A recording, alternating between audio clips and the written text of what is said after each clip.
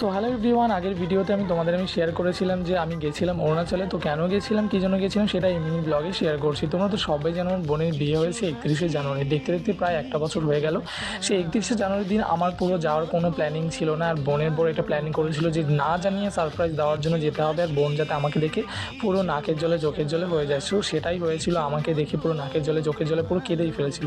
So যাই হোক, আমি গিয়ে একটু রেস্ট করেছিলাম। আর রেস্ট করতে না করতে প্রায় সন্ধে হয়ে গেল। আর সবাই ছোটো মোটো করে একটা প্ল্যানিং করেছিল যে একটা পার্টি অ্যারেঞ্জ করতে। তো যাই হোক, সেখানে সবাই আশীর্বাদ করেছিল অ্যানিভার্সারি উপলক্ষে। দেখতে দেখতে এক বছর হয়ে গেল, সবাই খুশিতে আনন্দেই ছিল।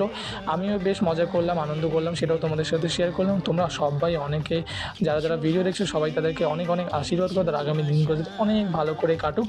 তো জম্পেশ খাওয়া দাওয়া করেছিলাম, বেশ কেটেছিল আমার দিনটি। তোমাদের সাথে শেয়ার করতে পেরে আরও বেশি ভালো লাগলো। আর তোমাদের কীরকম লাগলো সেটা অবশ্যই কমেন্ট সেকশানে জানিয়ে। আর এই ছিল আজকে নিয়ে, দেখা হচ্ছে নেক্সট ভিডিওটা।